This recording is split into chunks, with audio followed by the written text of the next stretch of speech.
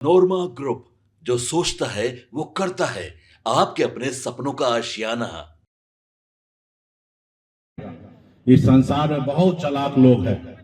आपके आने वाला पीढ़ी को आज भी आपको गुलाम बनाना चाहता है साथियों। तो इसलिए गुलामी की जंजीरों को तोड़ना है तो सबसे पहले अपने बच्चों को पढ़ाइए, लिखाइए, काबिल बनाइए।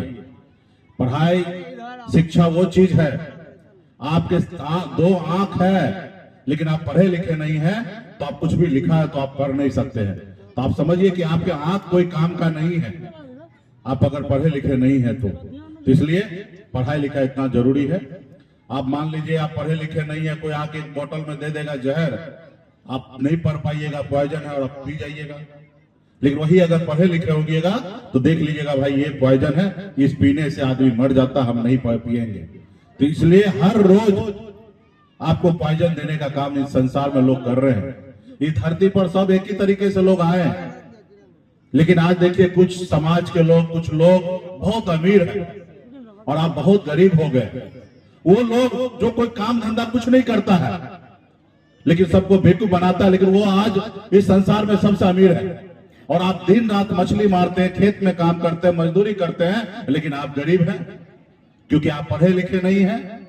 आपका 1 लाख रुपया 1000 में बदल देता है, आपका 1 लाख रुपया को 1000 में बदल देता है, और उसका 1000 रुपया को एक सुन्ना लगा देने से उसका 1 लाख हो जाता है। और इसी तरीके से आपके पूर्वज को तबाह किया गया, खत्म किया गया। आपका जमीन अपने नाम करा लिया और उसे 2 पीढ़ी के बाद खड़ा हो जाता कि ये जमीन हमारे बाप दादा का है। तो आप अंग्रेज भी आए थे तो इस धरती पर ज्यादा से ज्यादा जमीन जो है तो गरीब लोगों के पास था, क्योंकि अंग्रेज को भी पता था, मुगल को भी पता था कि बड़े लोग जो है हाथ में मिट्टी नहीं लगाना चाहता है। इनको अगर हम जमीन देते हैं पट्टा पे तो ये काम नहीं करेंगे, फसल नहीं आएगा तो हमको लगान कहां से मिलेगा। तो उस समय में भी अंग्रेज हो या मुगल हो, ज्यादा से ज्यादा जमीन जो है वो गरीब लोगों को दिया था ताकि ये खेत के चीना को चीर कर फसल उग जाएंगे और हमको लगान देंगे। जब अंग्रेज गया तो जमीन कहाँ गया, वो हमारे नाम से नहीं रहा, वो दूसरे के नाम पे हो गया। तो इसलिए साथियों आने वाले समय में हम लोग बड़ी लड़ाई लड़ रहे हैं। हम लोग आदरणीय लालू प्रसाद यादव जी के विचारधारा को मानने वाले लोग हैं, हम लोग संघर्ष कर रहे हैं।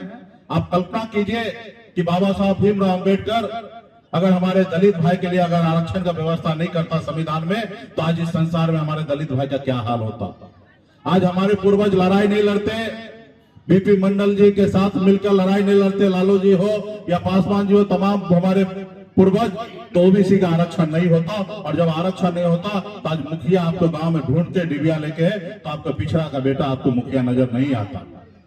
कर्पूरी ठाकुर जी अगर अति पिछड़ा के लिए आरक्षण नहीं करते तो आज एक भी निषाद वो मुखिया कहीं पे कोई पंचायत में नहीं बनता। आज आपके पूर्वज ने संघर्ष किया जिसके दम पर आज सीना उठा के आप चल रहे हैं।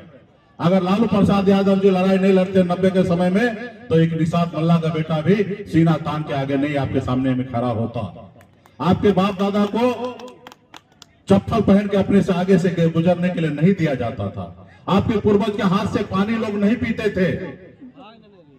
ये ऐसे समाज था पहले, लेकिन ये सब चीज से हम दूरी आए हैं संघर्ष के बदौलत। और जब आप संघर्ष आज की अभी भी बाकी है, अभी भी 100% में हम लोग 75% कामयाब हुए हैं, 25% और भी बाकी है। और जब हम कामयाब होंगे तो आज कल्पना कीजिए कि आपके आने वाला पीढ़ी बेहतर जिंदगी जिएगा। साथियों आज मैं आजादी के 77 साल बाद इतनी बड़ी आबादी बिहार में निषाद का रहने के बाद कभी किसी ने लड़ाई लड़ा नहीं। आज बंगाल में निषाद को आरक्षण मिल रहा है, दिल्ली में आरक्षण मिल रहा है एससी का, लेकिन हमको बिहार में नहीं मिल रहा।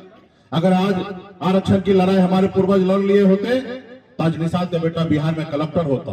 आज 1.5-2 करोड़ की आबादी है बिहार में, एक भी निषाद का बेटा कलेक्टर नहीं है। तो इसलिए साथियों हमारा अधिकार हमको नहीं दिया जा रहा। आज हमने लड़ाई लड़ा, आपने हमें अपना नेता माना, आपने हमें अपना बेटा माना, आपने कहा सनब मल्ला आप आगे बढ़ो, हम तुम्हारे साथ हैं। और हम लड़ाई लड़कर बिहार में पहली बार बिहार को बताया कि मल्ला का बेटा सिर्फ मछली नहीं मारेगा, वो विधायक सांसद भी बना सकता है। वो हमने करके दिखाया।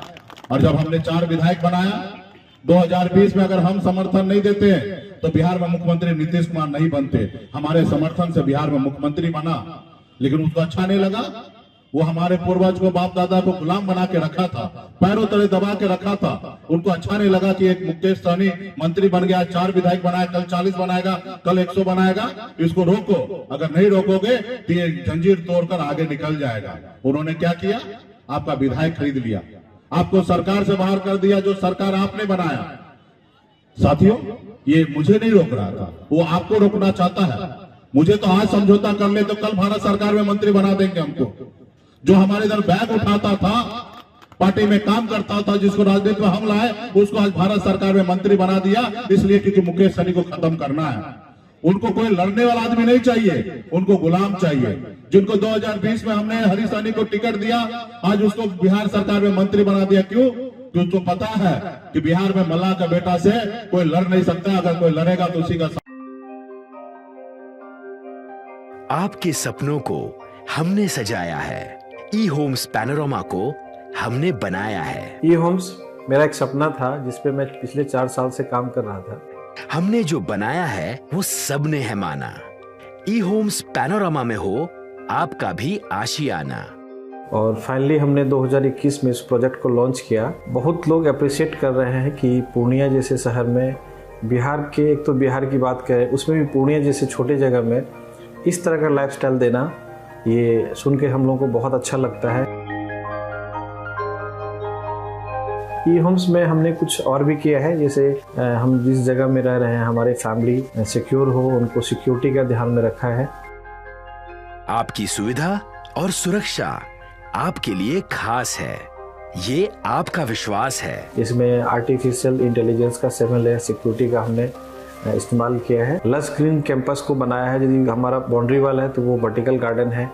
ये जितनी भी फैसिलिटी होता है एक इंटरनेशनल टाउनशिप में, ई होम्स है, ये हम लोग विश्वास नहीं कर पा रहे हैं। जो भी हमारे मित्र, दोस्त या जो भी हमारे बाहर के बाहर आते हैं, तो हम लोगों को बहुत अच्छा सुनने को मिलता है और बहुत अच्छा क्रेडिट मिल रहा है। वो सारा हमने सिर्फ एक बिल्डिंग नहीं बनाया, हमें एक बहुत अच्छा लाइफस्टाइल दिया ई होम्स में, और मेरा एक सपना था जिसको मैं आज फुलफिल होते हुए देख पा रहा हूँ। ये आपका आवास है। ई होम्स पैनोरमा में अब आपका निवास है। E Homes Panorama, luxurious lifestyle redefined. Panorama group, जो सोचता है वो करता है। अगर ये वीडियो पसंद आई और वह बिहार के राजनीति और बिहारियत से सरोकार रखेनी तो सब्सक्राइब बटन दबा के चैनल के सब्सक्राइब कर ली।